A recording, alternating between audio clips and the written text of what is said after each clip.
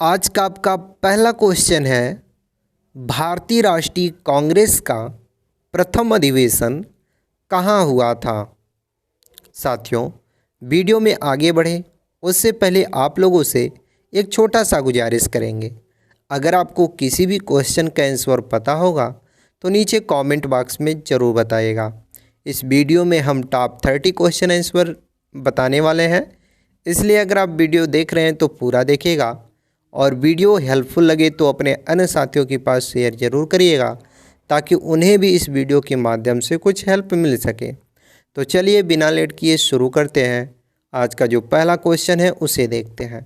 तो पहला क्वेश्चन है, भारतीय राष्ट्रीय कांग्रेस का प्रथम अधिवेशन कहाँ हुआ था। राइट आंसर करिएगा मुंबई में। जी हाँ साथियों, भारतीय राष्ट्रीय कांग्रेस का प्रथम अधिवेशन 1885 ईस्वी में मुंबई में हुआ था। इसमें ए.ओ. ह्यूम की मदद से 72 प्रतिनिधियों ने भाग लिया था। इसका उद्देश्य भारतीयों के लिए प्रशासन में भागीदारी सुनिश्चित करना था। तो एक ही क्वेश्चन से कई क्वेश्चन बन रहे हैं। पहला क्वेश्चन कि प्रथम अधिवेशन कहाँ हुआ था, तो मुंबई में हुआ था। कब हुआ था, तो 1885 ईस्वी में हुआ था। किसके अध्यक्षता में हुआ था, तो ए.ओ. ह्यूम के अध्यक्षता में जो 72 प्रतिनिधियों का मंडल था उसके सहयोग से हुआ था। तो इन सभी पॉइंटों को आप ध्यान रखिएगा क्योंकि कभी भी किसी भी पॉइंट से रिलेटेड क्वेश्चन पूछा जा सकता है, तो आपको याद रहेगा तो कोई प्रॉब्लम नहीं होगा। तो चलिए अगला क्वेश्चन देखते हैं। तो दोस्तों आपका अगला क्वेश्चन है, बंगाल का विभाजन किस वायसराय ने किया। ये भी क्वेश्चन वेरी इंपॉर्टेंट है आपके एग्जाम के पॉइंट ऑफ व्यू से, और इसका राइट आंसर करिएगा लॉर्ड कर्जन ने बंगाल का विभाजन किया। जी हाँ साथियों, 1905 ईस्वी में लॉर्ड कर्जन ने बंगाल का विभाजन हिंदू और मुस्लिम क्षेत्रों के आधार पर किया था। इसका उद्देश्य भारत में फूट डालो और राज करो की नीति को बढ़ावा देना था। इसमें साथियों अगर आप ध्यान से देखेंगे तो एक ही क्वेश्चन है पर 3 क्वेश्चन बन रहा है। पहला क्वेश्चन, बंगाल का विभाजन किस वायसराय ने किया था, तो लॉर्ड कर्जन ने किया था। तो बंगाल का विभाजन कब हुआ था, दूसरा क्वेश्चन पूछा जा सकता है, तो 1905 में हुआ था। किस उद्देश्य से बंगाल का विभाजन हुआ था, ये तीसरा क्वेश्चन बन रहा है। तो फूट डालो और राज करो की नीति से बंगाल का विभाजन किया गया था। तो दोस्तों इन सारे पॉइंटों को याद रखिएगा ताकि जब भी आपके एग्जाम में ऐसा प्रश्न पूछा जाए तो आप आसानी से आंसर बता सकें। तो चलिए अगला क्वेश्चन देखते हैं। तो अगला क्वेश्चन है आपका, दांडी मार्च का नेतृत्व किसने किया था। वेरी इंपॉर्टेंट क्वेश्चन आपके एग्जाम के पॉइंट ऑफ व्यू से। इस क्वेश्चन का राइट आंसर करिएगा, महात्मा गांधी जी ने दांडी मार्च का नेतृत्व किया था। अब कब किया था ये क्वेश्चन बन रहा है। तो साथियों 1830 ईस्वी में महात्मा गांधी जी ने 12 मार्च को साबरमती आश्रम से दांडी तक नमक सत्याग्रह का शुरू किया था, और यह ब्रिटिश नमक कानून का विरोध था और साथियों भारतीय स्वतंत्रता आंदोलन का एक महत्वपूर्ण हिस्सा भी ये बन चुका था उस समय। तो आपका क्वेश्चन क्या था कि दांडी मार्च का नेतृत्व किसने किया था, तो महात्मा गांधी ने किया था। कब किया था, 1930 ईस्वी में, यानी कि 12 मार्च 1930 ईस्वी में किया था। किस जगह किया था, तो साबरमती आश्रम के पास किया था। याद रखिएगा, बहुत ही महत्वपूर्ण क्वेश्चन बन रहे हैं। इन सभी प्रश्नों को आप ध्यान से देखिएगा और नोट भी करते रहिएगा। वीडियो अच्छा लग रहा होगा तो वीडियो को लाइक और हेल्पफुल लग रहा होगा तो चैनल को सब्सक्राइब भी करिएगा। चलिए अगला क्वेश्चन देखते हैं। तो आपका अगला क्वेश्चन है दोस्तों, 1857 की क्रांति का मुख्य कारण क्या था। ये भी क्वेश्चन बहुत ही महत्वपूर्ण है और कई बार प्रश्न पूछा जा चुका है। तो राइट आंसर करिएगा उपरोक्त सभी, यानी कि साथियों ब्रिटिश प्रशासन का दमनकारी नीति, धार्मिक हस्तक्षेप और सैनिक असंतोष, ये तीनों कारण था जिसकी वजह से 1857 की क्रांति हुई थी। तो उपरोक्त सभी option number D right answer करिएगा। 1857 की क्रांति को भारत का प्रथम स्वतंत्रता संग्राम भी कहा जाता है, इस चीज़ को भी ध्यान रखिएगा। इसके मुख्य कारण थे ब्रिटिश प्रशासन की नीतियाँ, धार्मिक हस्तक्षेप और भारतीय सैनिकों में असंतोष। ये तीनों क्या थी, इसकी प्रमुख कारण थी जो 1857 की क्रांति हुई थी उसकी। तो इन सारी पॉइंटों को आप याद रखिएगा और इस चीज़ को ज़रूर याद रखिएगा कि भारत का प्रथम स्वतंत्रता संग्राम कब हुआ था, क्योंकि ये अक्सर पूछा जाता है। तो 1857 की जो क्रांति हुई थी उसको प्रथम स्वतंत्रता संग्राम भारत का कहा जाता है, ध्यान रखिएगा। तो चलिए अगला क्वेश्चन देखते हैं। आपका अगला क्वेश्चन है, विजयनगर साम्राज्य की स्थापना किसने की थी? वेरी वेरी इंपॉर्टेंट क्वेश्चन, कई बार ये प्रश्न पूछा जा चुका है साथियों। राइट आंसर करिएगा, हरिहर और बुक्का नाम के दो शासकों ने विजयनगर साम्राज्य की स्थापना की थी। तो ऑप्शन ए राइट आंसर करिएगा। कब की थी? तो देखिएगा साथियों, हरिहर और बुक्का नामक दो शासकों ने 1336 ईस्वी में विजयनगर साम्राज्य की स्थापना की थी। कब की थी? 1336 ईस्वी में। यह दक्षिण भारत का एक शक्तिशाली साम्राज्य था और अपनी कला, संस्कृत और वास्तुकला के लिए प्रसिद्ध था। कौन? विजयनगर साम्राज्य जो था वो अपनी कला, संस्कृत और वास्तुकला के लिए प्रसिद्ध था, जो कि भारत के दक्षिण दिशा में एक शक्तिशाली साम्राज्य के रूप में विख्यात था। तो इसको 1336 ईस्वी में हरिहर और बुक्का नाम के दो शासकों ने क्या किया था? इसका स्थापना किया था। इस चीज़ को ध्यान रखिएगा। नेक्स्ट क्वेश्चन है आपका, ताजमहल का निर्माण किसने करवाया था? बहुत ही महत्वपूर्ण प्रश्न ये भी है साथियों, और आप सभी जानते ही हैं ताजमहल का निर्माण शाहजहां ने करवाया था। किसने करवाया था? शाहजहां ने। So option C right answer करिएगा। और इम्पॉर्टेंट पॉइंट देख लेते हैं। तो दोस्तों आप सभी जानते ही हैं ताजमहल को शाहजहां ने अपनी पत्नी मुमताज़ की याद में बनवाया था।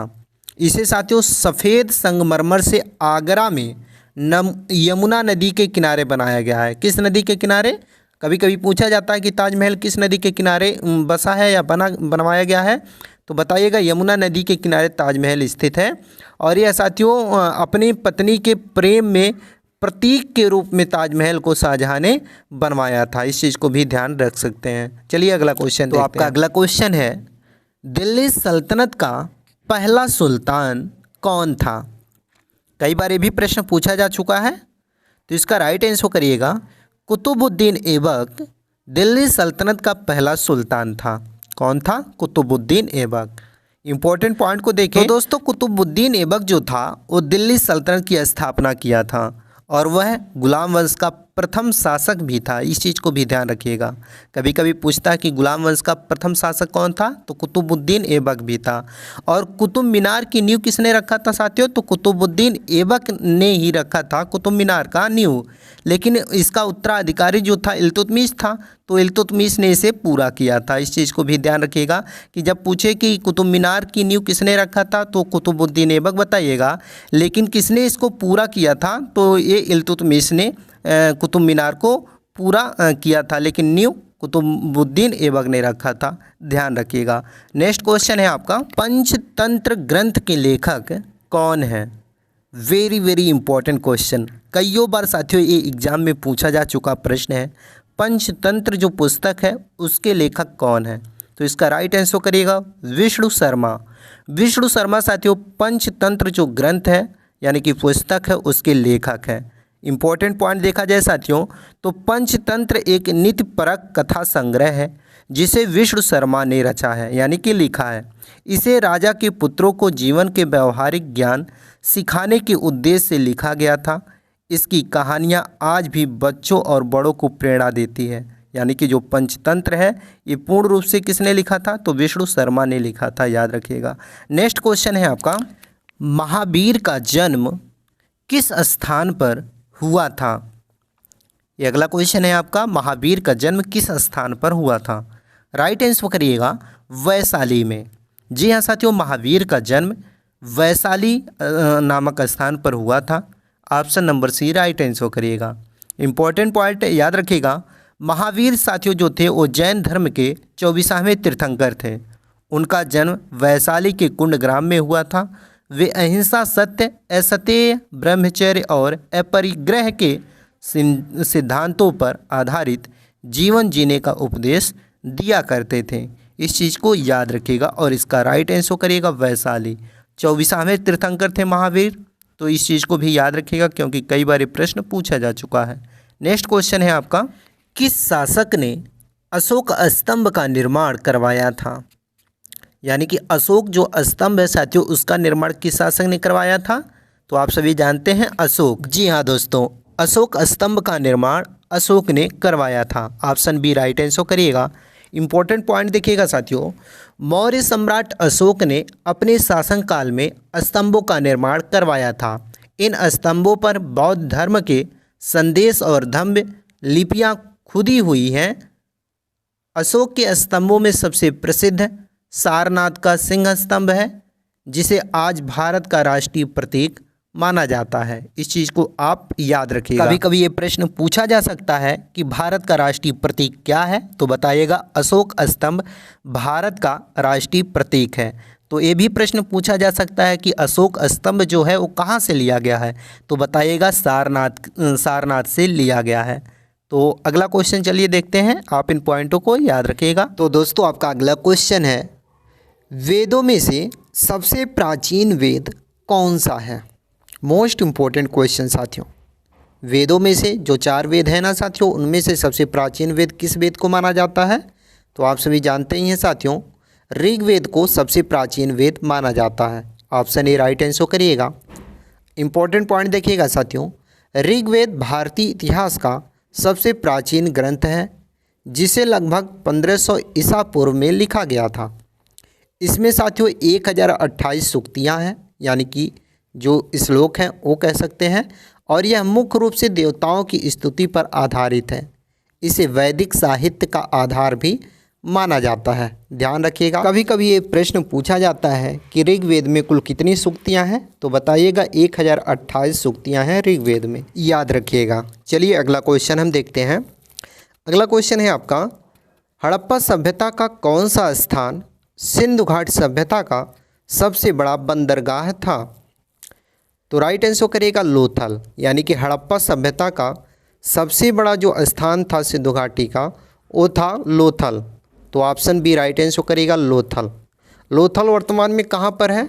तो लोथल साथियों हड़प्पा सभ्यता का मुख्य बंदरगाह था, जो वर्तमान में गुजरात में है।